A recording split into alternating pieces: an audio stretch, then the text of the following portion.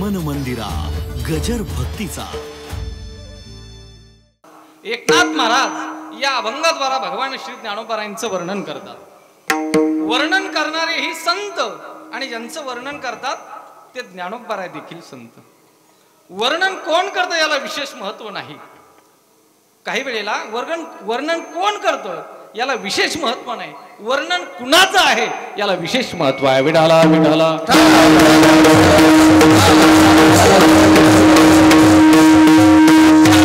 एकनाथ महाराज वर्णन करतात, त्या एकनाथ महाराजांचा केवढा मोठा अधिकार आहे आणि किती मोठा अधिकार आहे पहा ना। एकनाथ महाराजांच्या घरी भगवंतानी स्वतः 36 वर्ष काम करावीत असा एकनाथ महाराजांचा अधिकार आहे। आणि असे जे एकनाथ महाराज आहे त्या माऊलींचं वर्णन करतात, त्या माऊलींचा काय अधिकार आहे, माऊलींचा काय अधिकार आहे एका वाक्यामध्ये सांगेल। माऊली वर्णन करत असताना विवेक सागरा सख्या माझ्या ज्ञानेश्वर, संपूर्ण संत मांद्याळी ज्ञानोबारायांचं वर्णन करतात, परंतु या ठिकाणी एकनाथ महाराज ज्ञानोबारायांचं वर्णन करतात। आणि वर्णन करत असताना ज्ञानोबारायांना पहिलं विशेषण देतात, तर ज्ञानोबाराय कसे आहे, कृपाळू आहे। पहा, कृपाळू खरा हा शब्द कृपा असा आहे, लक्ष द्या। कृपाळू हा शब्द खरा कृपा असा आहे, परंतु कालाच्या ओघामध्ये बोलण्याच्या ओघामध्ये तो झाला कृपाळू। विठाला विठाला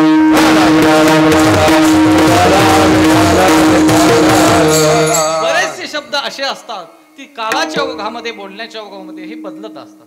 पहा ना तुम्ही, आपण व्यवहारामध्ये पहा, व्यवहारामध्ये पहा, आपल्याला 1-2 उदाहरण सांगतो म्हणजे आपल्या लक्षात येईल शब्द कसे बदलत असतात। मी 7 वारापैकी आपल्याला 2 वार सांगतो।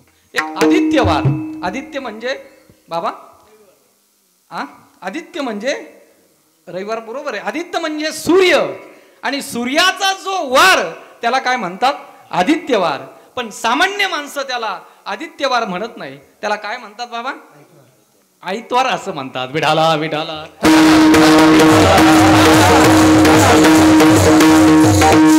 एक वार सांगतो, बृहस्पतिवार। बृहस्पतिवार, सामान्य माणसं त्याला बृहस्पतिवार म्हणत नाही, त्याला काय म्हणतात, बस्तरवार। विठाला विठाला बोलण्याच्या ओघामध्ये काही काही शब्द बदलत गेले, तसं कृपाळू हा शब्द खरा कृपा असा आहे, तो कालाच्या ओघामध्ये तो झाला कृपाळू। मला सांगा, या जगामध्ये 2 कृपाळू आहेत, आपण सर्व झोपाळू आहोत। या जगामध्ये 2 कृपाळू आहे, एक संत कृपाळू आहे आणि दुसरे भगवंत कृपाळू आहे। विठाला विठाला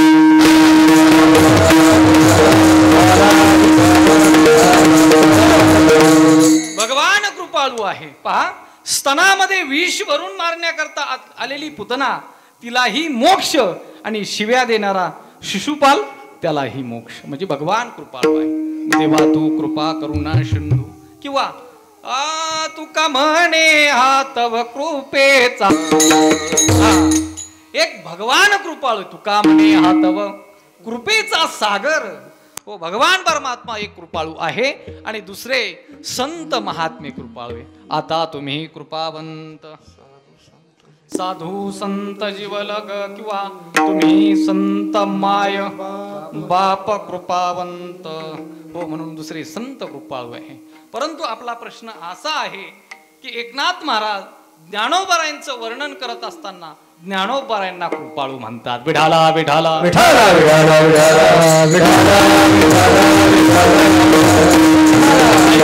ज्ञानोबारायांच्या ठिकाणी काय कृपाळूता होती अशी की ज्ञानोबारायांना कृपाळू म्हणतात।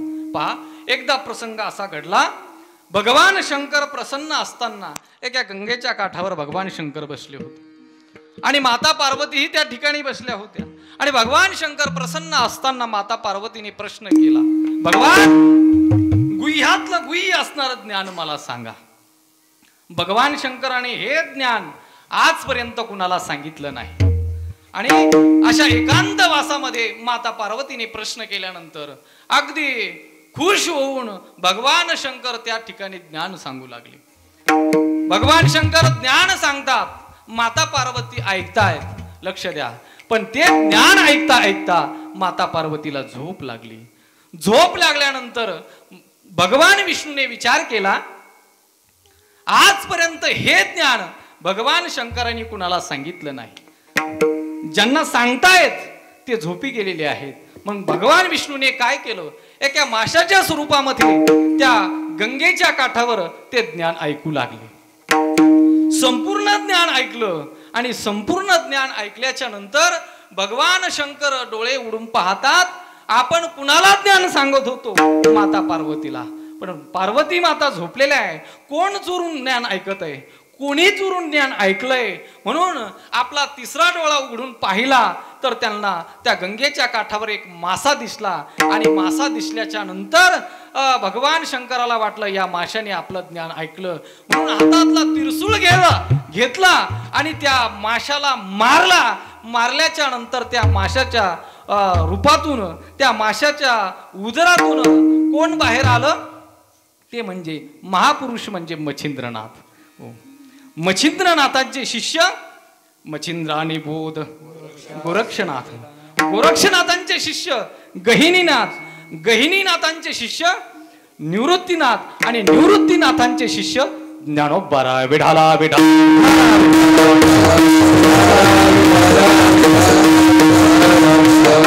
एकाच एका ज्ञान आलं होतं. हे भगवान शंकर आणि भगवान विष्णूतच ज्ञान होतं बरं का. पहा, भगवान शंकर आदिनाथ गुरु. आदिनाथ भगवान कुणाचा अवतार? भगवान शंकराचा अवतार. आदिनाथ गुरु सकळ सिद्धांचा मच्छिंद्र तयाचा. म्हणजे भगवान शंकराचं ज्ञान हे कुणाकडे आलं? भगवान विष्णूकडे आलं. म्हणून आदिनाथ गुरु सकळ सिद्धांचा मच्छिंद्र तयाचा मुख्य मच्छिंद्राने बोध. परत गोरक्षनाथांकडे हे ज्ञान आलं. गोरक्ष वळला, परत गहिनीनाथांकडे हे ज्ञान आलं. आणि गहिनी प्रसादे निवृत्तीनाथापर्यंत हे ज्ञान आलं. आणि ते निवृत्तीनाथांनी ज्ञान हे कुणाकडे दिलं? तर ज्ञानोबारायांकडे दिलं. विठाला विठा.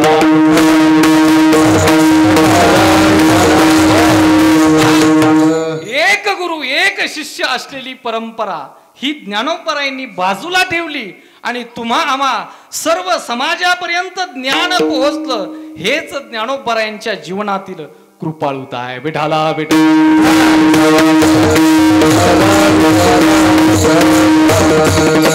मला सांगा, हे पहिलं ज्ञान हे भगवान शंकर भगवान विष्णूचंच होतं. पण हे ज्ञान ज्ञानोबारायाकडे आलं. प्रगट गुह्य बोल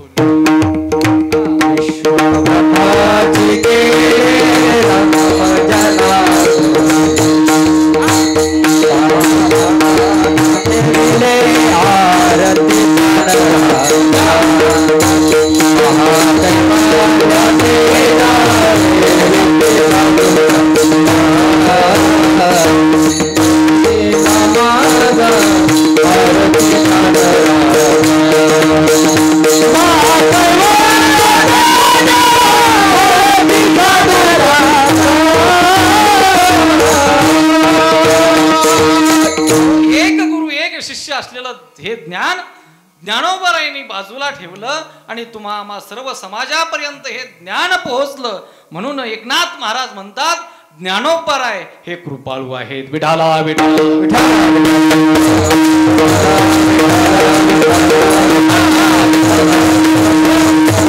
पहिलं विशेषण देतात की ज्ञानोबाराय कृपाळू आहेत.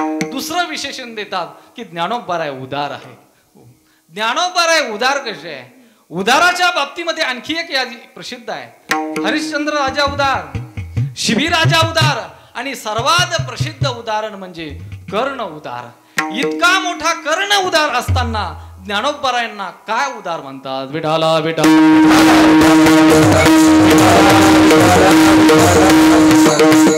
माणसाने उदार असलं पाहिजे.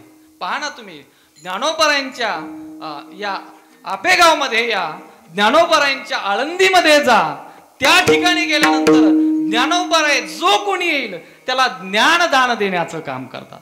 अगदी उदार संत उदार उदार भरले अनंत भंडार.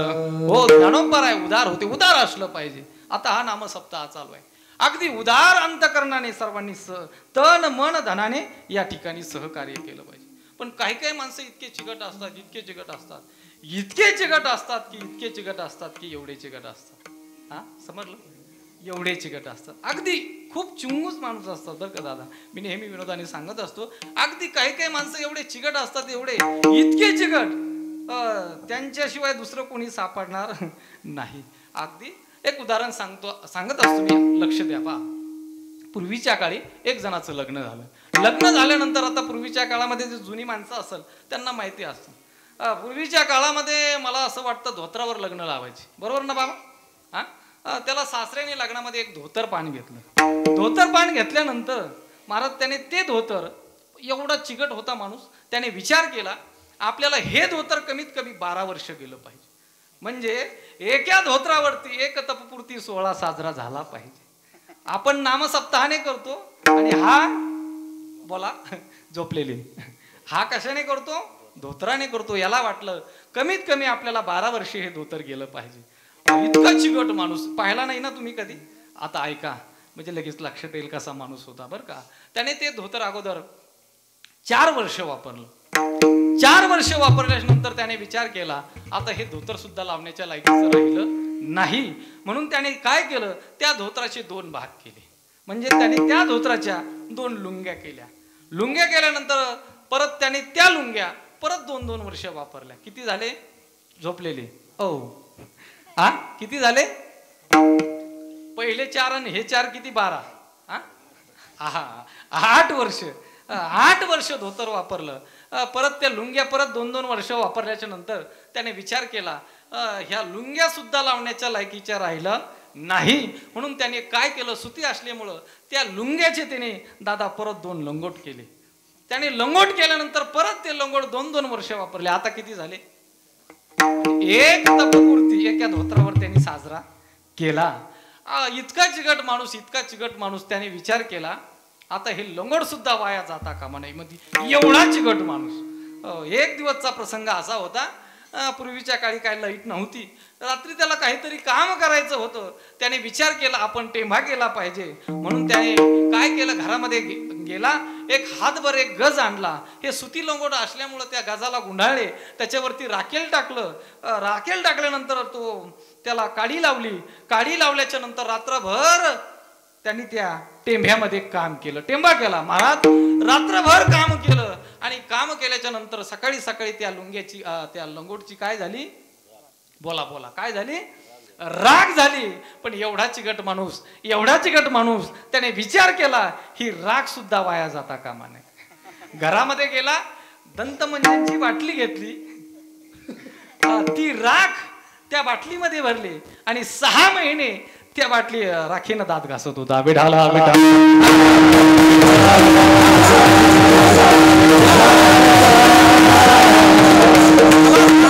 काही काही माणसं एवढे चिकट असतात, इतके चिकट असतात. काय नाही दिलं पाहिजे, दान धर्म दिला पाहिजे. आपण जर एका हाताने जर दिलं तर भगवान परमात्मा आपल्याला 1000 हाताने देतो. विठाला विठा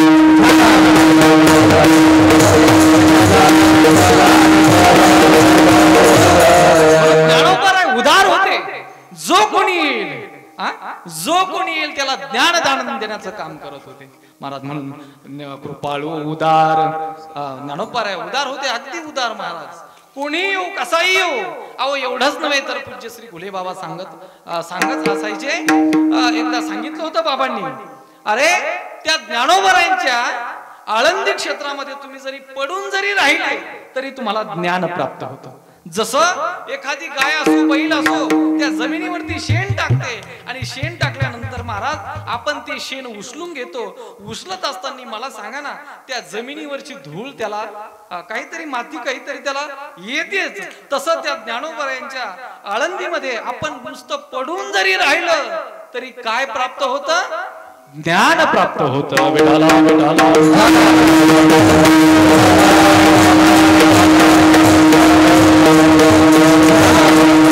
मला सांगायचं ज्ञानोबा राय उदार होते. म्हणून दुसरं विशेषण एकनाथ महाराजांनी दुसरं विशेषण वापरलं की ज्ञानोबा राय हे उदार आहे. म्हणून कृपाळू उदार आणि माझा. तिसरं विशेषण वापरतात ज्ञानोबा राय हे माझे आहे, माझा. या वारकरी संप्रदायामध्ये बरं का ऐका, या वारकरी संप्रदायामध्ये संत संतांना माझं म्हणतात आणि देव देखील संतांना माझं म्हणतो. देव देखील संतांना माझं म्हणतो. माझे भक्त गाती जेथे नारदा मी उभा तेथे. आणि संत संतांना माझं म्हणतात. कृपाळू उदार माझा. माझा या शब्दामध्ये आत्मीयता आहे. तो माझा आहे. व्याकरण दृष्टिकोनातून तो माझा आहे. मी आपल्याला एक दोन प्रश्न विचारतो म्हणजे आपल्या लक्षात येईल. माणूस मुलगा मेल्यानंतर रडतो किंवा नाही? होय बाबा. माणूस मुलगा मेल्यानंतर रडतो किंवा नाही? रडतो. आपलं मत आहे रडतो. पण माझं म्हणणं आहे नाही रडत. आणखी पुढे विचारतो, माणूस मुलगा मेल्यानंतर रडतो की माझा मुलगा मेल्यानंतर? बोला ना. मारण्यासाठी अनेकांनी बलिदान दिलं म्हणून मला सांगायचंय ज्ञानोबाराय माझं म्हणतात. हो, एकनाथ महाराज ज्ञानोबारायांना माझं म्हणतात. एकनाथ महाराजांचा एक जर अभंग असा आहे की प्रत्येक कडव्यामध्ये एकनाथ महाराज ज्ञान आपल्याला सर्वांना माहिती आहे. प्रगटला भूतळा चैतन्याचा जिव्हाळा ज्ञानोबा माझा साधकांचा माय बाप दर्शने हरे ताप सर्वाभूती सुखरूप ज्ञानोबारा माझा. म्हणून एकनाथ महाराज ज्ञानोबारायांना माझं म्हणतात. ओ माझं म्हटलं पाहिजे. ओ काही काही माणसं किती जवळचा जरी असला त्याला माझं म्हणत नाही. हो, संतांची उदारता आहे. अहो दुसऱ्याला माझं म्हणणं माझं म्हटलं पाहिजे. विठाला विठाला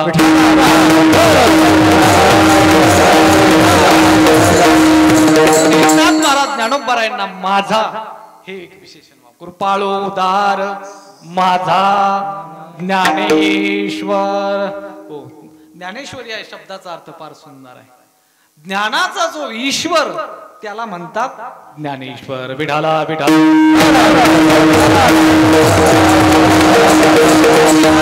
ज्ञानोबाराय आहे एकनाथ महाराज म्हणतात. मी त्यांना वारंवार नमस्कार करतो. तया नमस्कार वारंवार नमस्कार केला पाहिजे.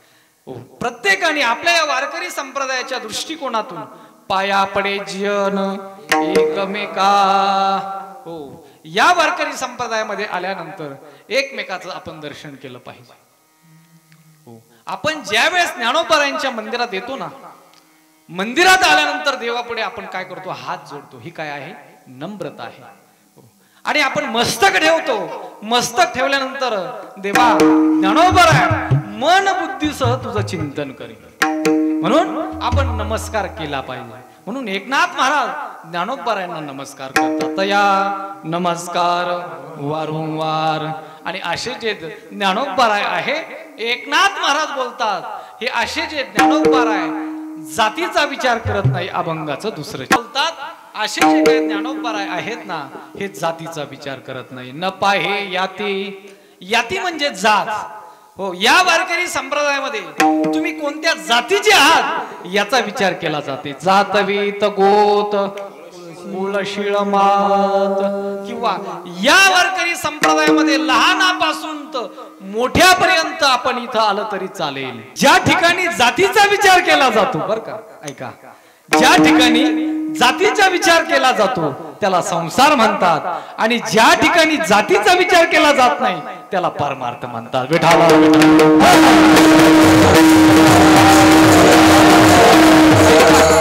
एक ज्ञानोबारायांची ओवी देतो आपल्याला म्हणजे लक्षात येईल. का खैर चंदन काष्टी ही तव विवंचना तवची घटी जमन घापती एकवटी अग्नी माझी. हो, ज्ञानोबाराय वर्णन करतात, हे खैराचं लाकूड, हे चंदनाचं लाकूड, हे बाबळाचं लाकूड, हे सागाचं लाकूड, या सर्व वेगवेगळ्या जाती कुठपर्यंत, या सर्व वेगवेगळ्या जाती कुठपर्यंत एकदा अग्नीच्या संबंधात येत नाही तोपर्यंत. एकदा अग्नीच्या संबंधात आल्या त्या ठिकाणी एकच जात शिल्लक राहते, ती म्हणजे राख. विठाला विठाला.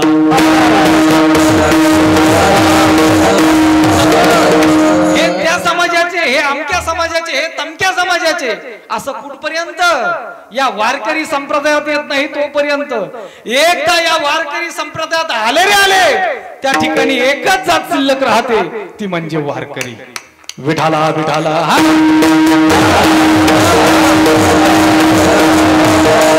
पहा ना तुम्ही ज्ञानोबरायांच्या सोहळ्यामध्ये पहा आपल्या या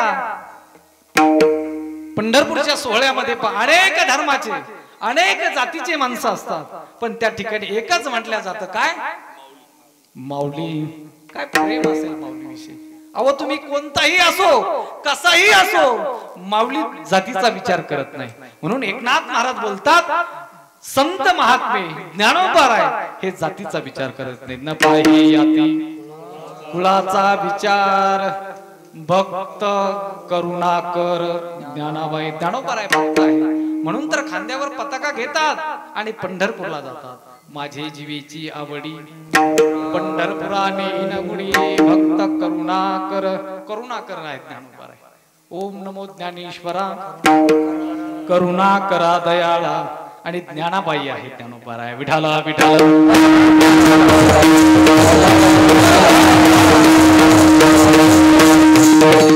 महाराज बोलतात असे जे संत महात्मे आहेत ज्ञानोबराय आहे ना जातीचा विचार करत नाही एवढंच नव्हे तर अशा ज्ञानोबरायकडे बलतिया भावे शरण जाता भेटी पाडी तसे तुटी जन्म व्याधी संत महात्म्याकडे ज्ञानोबरायकडे कोणत्या जरी भावनेने गेलो तरी संत महात्मे ज्ञानोबराय आपला उद्धार करत असतात संत महात्म्याच्या जीवनामध्ये समत्व असतं संत महात्म्याच्या जीवनामध्ये समत्व असतं शत्रू असला तरी जय हरी आणि मित्र असला तरी जय हरी विठाला विठाला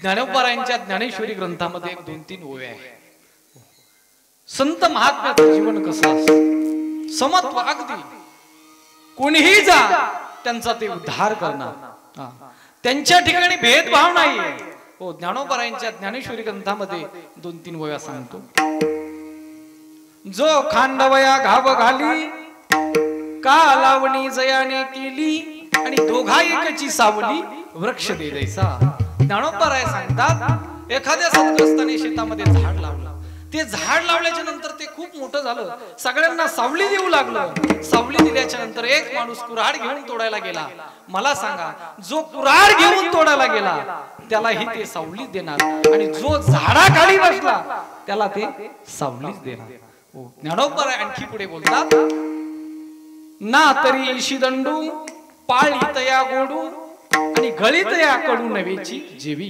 ज्ञानोबराय बोलतात एखाद्या शेतकऱ्याने आपल्या शेतामध्ये ऊस लावला मला सांगा ज्याने ऊस लावला त्यालाही तो गोड लागतो आणि जो तोडून चरकामध्ये घालतो त्याला तो कडू लागतो अहो नाही त्यालाही तो गोडच लागतो आणखी पुढे उदाहरण देतात ज्ञानोबराय का घरेचे उजेडू करावा पारखी अंधारू पाडावा ज्ञानोबराय बोलतात हा जो काय विजेचा प्रकाश आहे ना या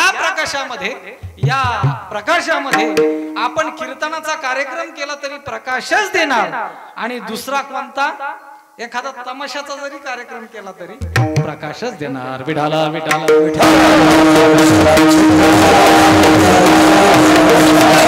जीवन आहे ना तसं या संत महात्म्याचं जीवन असतं महाराज ज्ञानोबरायांचं तसं जीवन आहे या ज्ञानोबरायांकडे कोणत्याही भावनेने जा आणखी एक उदाहरण सांगतो म्हणजे आपल्या लक्षात येईल काही गावामध्ये पाट्या असतात तालुक्याच्या गावामध्ये काही पाट्या असतात हो पहिल्या पाटीवर असं लिहिलेलं असतं आम्ही आपले सहर्ष स्वागत करत आहोत त्या गावाच्या मध्यंतरी दुसऱ्या पाटीवर असं लिहिलेलं असतं की आम्ही आपले आभारी आहोत आणि त्या गावातून निघून चालल्यानंतर तिसऱ्या पाटीवर असं लिहिलेलं असतं आपलाही प्रवास सुखाचा हो धन्यवाद आपण कधी पाहिलं ना म्हणजे आपल्या लक्षात येईल पहा कल्पना करा त्याच गावामध्ये रात्री कीर्तनकार गेले बर का शंकर महाराज त्याच गावामध्ये रात्री कीर्तनकार गेल्याच्या नंतर पहिली पाटी काय म्हणत असते बोला पहिली पाटी काय म्हणत असते काय लिहिलेलं असतं पहिल्या पाटीवर आम्ही आपले सहर्ष स्वागत करत आहोत ते कीर्तनकार गावाच्या मध्यंतरी गेल्यानंतर दुसऱ्या पाटीवर असं लिहिलेलं असतं आम्ही आपले आभारी आहोत आणि कीर्तनकार कीर्तन करून तिथून निघून चालले तिसऱ्या पाटीवर असं लिहिलेलं असतं आपलाही प्रवास सुखाचा हो धन्यवाद आता कल्पना करा झोपलेले लक्ष द्या बर का आता कल्पना करा त्याच गावामध्ये रात्री चोर गेले झोपले नाही ना तुम्ही आणखी?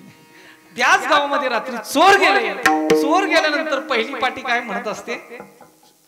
आम्ही आपले सहर्ष स्वागत करत आहोत. चोराने अख्खा गाव लुटला तरी दुसरी पाटी काय म्हणत असते? आम्ही आपले आभारी आहोत. आणि चोर तिथून चोरी करून पळून चालले तरी तिसरी पाटी काय म्हणत असते? आपलाही प्रवास सुखाचा हो. धन्यवाद. विठाला विठाला.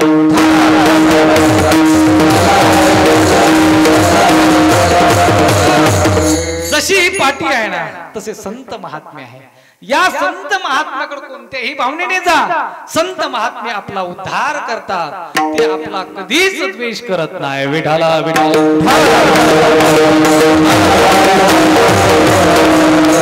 जगद्गुरु तुकोबारायचा एक प्रसंग सांगतो म्हणजे आपल्या लक्षात येईल. संत महात्म्याकडे आपण कोणत्याही भावनेने पहा. जगद्गुरु तुकोबारायांचा एक सुंदर प्रसंग सांगतो आणि थांबतो. 10 वाजले.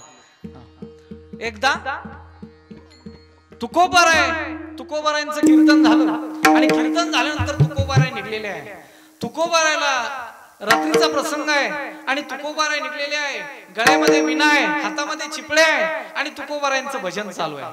भजन चालू असताना महाराज तुकोबाराय त्या टाळगाव जवळ जवळ आले आणि जवळ जवळ आल्यानंतर त्या तुकोबारायांना 4 चोरांना अडवलं. 4 चोरांनी तुकोबारायांना अडवलं. अडवल्याच्या नंतर धन काढा. महाराज आता तुम्हाला तर माहिती, महाराज म्हणतात आम्ही सदैव सुडके जवळी येता चोर धाके. महाराज म्हणले माझ्याकडे धन नाही. महाराज म्हणले एक धन आहे. कोणतं धन? आम्हा घरी धन. महाराज आम्हाला हे धन नकोय. आम्ही चोरी करण्याकरता आलोय. आम्हाला तुमच्याकडचा पैसा पाहिजे, धन पाहिजे. मग मला सांगा ना, पूर्वीच्या काळी किती किती हजार रुपये द्यायचे हो कीर्तन करायला? अहो काही नाही, नुसतं नारळ. महाराज जगद्गुरु तुकोबारायांना असं म्हटल्यानंतर महाराज म्हटले माझ्याकडे काय नाही. तुम्हाला जर पाहिजे जर असेल तर माझ्याकडं हा विना, ह्या चिपळ्या आणि करा भजन. ते चोर म्हणले महाराज आम्ही भजन कीर्तन करण्याकरता आलो नाही, या ठिकाणी चोरी करण्याकरता आलो. महाराज काहीतरी द्या. महाराज म्हणले माझ्याकडे काही नाही.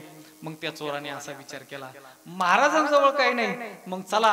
महाराज तब्येतीने अगदी चांगले होते, अगदी जाड महाराज होते. मग त्या चोराला असं वाटलं महाराज तुम्ही चला आमच्या सोबत चोरी करण्याकरता. ते 4 चोर आणि 5वे तुकाराम महाराज त्या टाळगाव मध्ये आले. टाळगाव मध्ये आल्यानंतर एका मोठ्या सावकाराचं घर पाहिलं. घर पाहिल्यानंतर सावकार खालच्या मजल्यावर झोपले होते. जगद्गुरु तुकोबारायांना वर चढवण्यात आलं. महाराज चढावरती चोरी करण्याकरता. महाराज तुकोबारायांची अवस्था म्हणजे देहीच विदेही भोगोदशा. हो, अशी तुकोबारायांची अवस्था होती. महाराजांना जसं सांगितलं चोरांनी तसं महाराज वरच्या मजल्यावर चढले. चढल्यानंतर चोरांनी आवाज दिला महाराज आपल्याला चोरी करायची आहे, जड जड वस्तू टाका. जड जड म्हणल्यानंतर महाराजांच्या दृष्टिकोनातून अहो मातीचा ढेकळ आणि सोन्याचा ढेकळ सारखा. असं म्हटल्यानंतर महाराज घरामध्ये शिरले. जसं घरामध्ये शिरले, पूर्वीच्या काळी काही लाईट नव्हती. जसे घरामध्ये शिरले, घरामध्ये शिरल्याच्या नंतर थोडेशा अंतरावर गेल्याच्या नंतर त्यांना पायाला वरुटा लागला, तो पाटा लागला. महाराजांनी तो उचलला, जड वाटला, वरुटा घेतला, खाली टाकला, पाटा घेतला, खाली टाकला. आणखी थोड्या अंतरावर गेल्यानंतर महाराजांना परत ते उखळ लागलं, पायाला उखळ लागलं.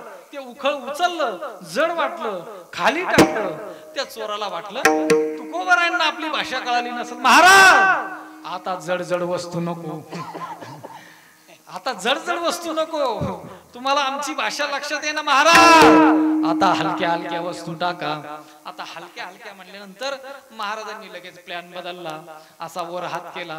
जसा वर हात केला असा भिंतीला लागला. लागल्याच्या नंतर त्यांना हाताला लगेच सूप लागलं. सूप लागल्याच्या नंतर महाराजांना हलकं दिसलं. सूप घेतलं, खाली टाकलं.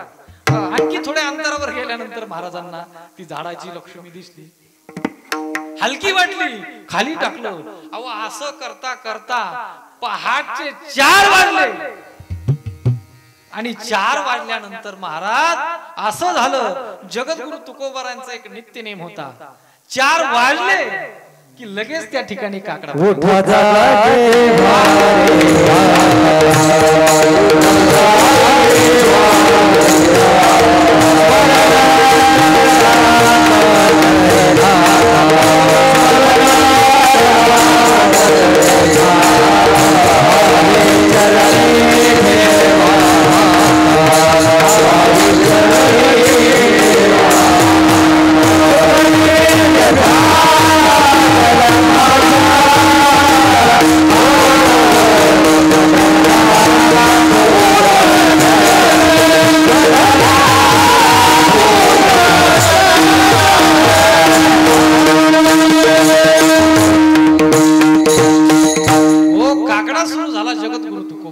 अगदी तुम्ही जसं प्रमाण दिलं ना तसंच काकडा भाषणाला जगद्गुरु तुकोबारायांची सुरुवात झाली.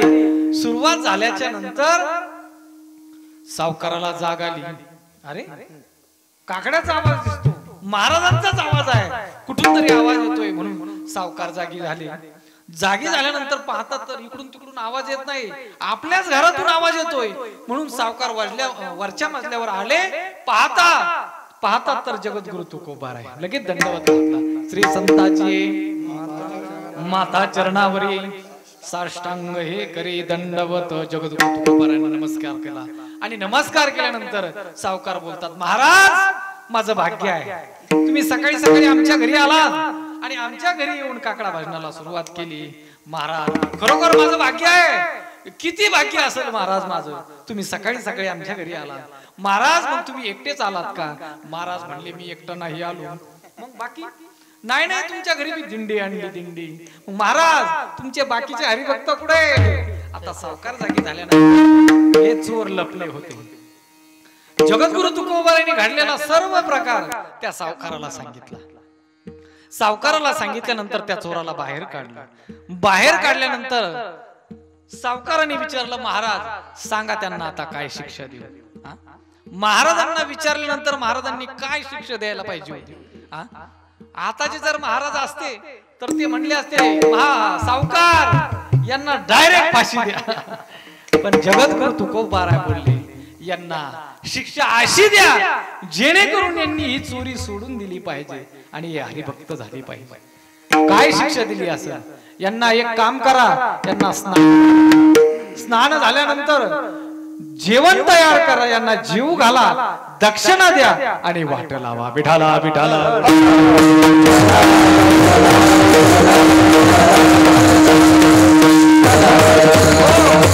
मला सांगा, या चोराची जगद्गुरु तुकोबारायांची, या चोराला जगद्गुरु तुकोबारायांची थोडीशी संगत घडली आणि त्याचा परिणाम संत चरण रज लागता सहज आणि वासनेचे बीज जळून. थोडी संगतही घडली आणि थोडी पंगतही घडली. त्याचा परिणाम असा झाला, त्या चोराने विचार केला, आजपासून ही चोरी करायची नाही. ज्या ठिकाणी जगद्गुरु तुकोबारायांचं कीर्तन असेल त्या ठिकाणी जायचं आणि कीर्तनाला त्या ठिकाणी टाळ घेऊन उभा राहायचंय. मला सांगायचं, त्या काळामध्ये त्या चोराने असा विचार केला, ही चोरी सोडून देऊ आणि ज्या ठिकाणी जगद्गुरु तुकोबारायांचं कीर्तन असेल त्या ठिकाणी आपण टाळकरी म्हणून उभा राहायचं. एवढंच नव्हे तर त्यांनी विचार केला, चोरी सोडून दिली आणि जगद्गुरु तुकोबारायांचे जे काही 14 टाळकरी होते ना, त्या 14 टाळकऱ्यापैकी हे चोर 4 टाळकरी झाले. पूर्वीच्या काळामध्ये चोर सुद्धा टाळकरी होत होते, आताच नाही सांगत. विठाला विठाला.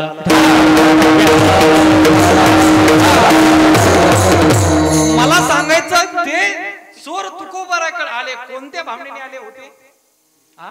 चोरीच्या भावनेने आले होते. पण तुकोबारायांनी त्यांचाही उद्धार केला. मला सांगायचंय, अशा संत महात्म्याकडे कोणत्याही भावनेने जा. म्हणून एकनाथ महाराज असं बोलतात की अशा ज्ञानोबारायांकडे, अशा संत महात्म्याकडे आपण कोणत्या जरी भावनेने गेलो तर संत महात्मे हे उद्धार करत असतात. बलतिया भावे शरण जाता भेटी आणि आपल्या जीवनामध्ये पाडी तसे तुटी जन्म, या जे काही जन्म आणि मरणाचं दुःख आहे ना, हे संत महात्मे निवारण करत असतात. म्हणून असे जे ज्ञानोबा आहे, एकनाथ महाराज म्हणतात, ही आमची अनाथांची ज्ञानोबा आहे. हे काय आहे? अनाथांची माया आहे. अनाथ या शब्दाचा अर्थ म्हणजे कसा घ्यायचा पहा. ज्यांना आईबाप नाही असे अनाथ नाही बरं. ज्यांना आईबाप नाही असे अनाथ नाही. मुंगीपासून ब्रह्मदेवापर्यंत ज्यांना जन्म आणि मरण अशा अनाथाला नाथ करणारे आमचे ज्ञानोबा आहे. म्हणून नाथ महाराज बोलतात असे जे ज्ञानोबा आहे ना मी त्यांना वंदन करतो. म्हणून एका जनार्दनी पाय वंदित असे आणि असे जे ज्ञानोबा आहे न पाहे याते कुळाचा विचार भक्त करुणा कर ज्ञानाबाई ज्ञानेश्वरा माऊली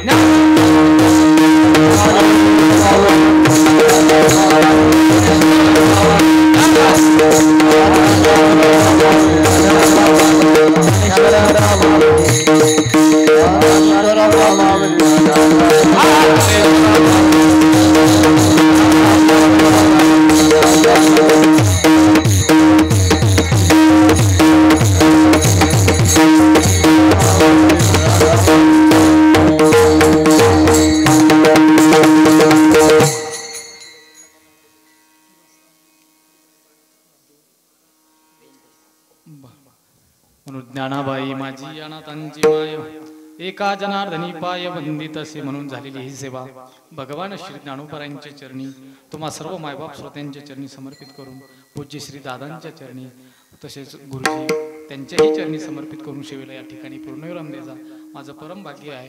श्री संत श्रेष्ठ माऊलींच्या या दरबारामध्ये मला आज सेवा करण्याची संधी मिळते. खरोखर अलौकिक असा या क्षेत्राचा महिमा आहे. खरोखर आपेगाव हे गाव महाराष्ट्रात नव्हे तर या महाराष्ट्राच्याही बाहेर कानाकोपऱ्यात हे गाव नेऊन पोहोचलेलं आहे. केवळ कुणामुळे जर असेल तर भगवान श्री ज्ञानोबरायांमुळे आहे. आणि एक विशेषतः असा एक शोध लावला दादांनी आम्हाला सांगितलं की किती डिसेंबरला काल्याच्या दिवशी संजीवन समाधी सोहळ्याच्या दिवशी दुपारी 12 वाजता सूर्यकिरण राईट मूर्तीवर अशा प्रकारचं पडणार आहे. हा कितीतरी वर्षानंतर लागलेला हा शोध आहे. खरोखर दादांनी त्यांच्या जीवनामध्ये हा जे काय सायंटिस्ट असेल जे सायन्स मधले तज्ञ असेल त्यांनी या ठिकाणी येऊन तो शोध लावलेला आहे. आणि ते किरण काल्याच्या दिवशी दुपारी 12 वाजता राईट या मूर्तीवर पडणार आहे. तरी काल्याच्या दिवशी आपण बहुसंख्येने या ठिकाणी थांबायचं आहे. कारण ही जी काय आपण मूर्ती पाहतो हे काय जे काय मंदिर आहे हे दक्षिण आणि पश्चिम म्हणजे दक्षिण आणि उत्तर दक्षिणमुखी उत्तर दक्षिण असं मंदिर आहे. आणि सूर्याचं जर किरण पडायचं म्हटल्यानंतर कसं मंदिर कसं असावं लागतं पूर्व पश्चिम. पण पहा ना तुम्ही कसा शोध लागला असेल. खरोखर हा वेगळाच काहीतरी शोध अशा प्रकारचा आहे. आणि दरवर्षी आहे जसं आळंदी क्षेत्रामध्ये ज्ञानोबरांचं ज्या दिवशी प्रस्थान असतं प्रस्थानच्या दिवशी ज्ञानोबरांचं प्रस्थान होतं आणि ज्या वेळेस प्रस्थान झाल्याच्या नंतर मंदिरावरचा कळस हलतो त्यावेळेस माऊलीचं प्रस्थान होतं. तसं या आपेगावचा असा महिमा आहे या ठिकाणी की या काल्याच्या दिवशी ज्या वेळेस ज्ञानोबरांच्या मुखावर या सूर्याचं किरण पडेलच त्याच वेळेस ज्ञानोबरांचा या ठिकाणी काला होणार आहे. म्हणून दादांनी या ठिकाणी सुंदर अशा प्रकारचा हा शोध अनेक मोठी मंडळी या ठिकाणी आणून लावलेला आहे. म्हणून खूप मोठा तो दिवस आहे. त्या दिवशी आपण सर्वांनी हजर राहायचं. म्हणून झालेली ही सेवा पुन्हा हा मी पण येणार दादा. आम्ही आळंदीला जात नाही. आम्ही या ठिकाणी मी दादा माझं गाव जवळच आहे तुम्हाला माहिती आहे. मी अगदी तिसरी पासून या ठिकाणी काल्याला येतो. अगदी आम्ही पायी गाडी बैलांनी मधून मधल्या मार्गी येत होतो बरं का. खरं ना तिकडून निघलो का आम्ही देनाथपूर सर्वांना माहिती आहे. देनाथपूर तसंच करंजखेड सोलनापूर फाटा रहाटगाव अगदी दिंडी आमची दरवर्षी आम्ही काल्याला हजर राहायचो. आणि आता तर महाराज आहेत आता तर आम्ही हजरच राहणार, कारण आपलंच मंदिर आहे, आपल्याच परिसरातलं मंदिर आहे. मी काय बाहेरचा नाही, मी दादा तुमचाच असल्यामुळं तुम्ही कधीही आवाज दिला तरी तुमच्या आवाजाला मी ओ देणार आहे, म्हणून मीही या ठिकाणी उपस्थिती राहणार आहे. म्हणून झालेली ही सेवा पुनश्च ही भगवान शिव ज्ञानोबा यांच्या चरणी समर्पित करून सेवेला याच ठिकाणी पूर्णविराम द्यायचा आहे. बोलण्याच्या ओघामध्ये एखादा जर चुकीचा जर शब्द गेला असेल मायबापाच्या अंतःकरणाने क्षमा करा, आणि जे काय बरोबर असेल ते स्वानंद सुखनिवासी सद्गुरू जोग महाराज वारकरी शिक्षण संस्था आळंदी देवाची सर्व बरोबर यांचं आहे. म्हणून याच ठिकाणी थांबतो.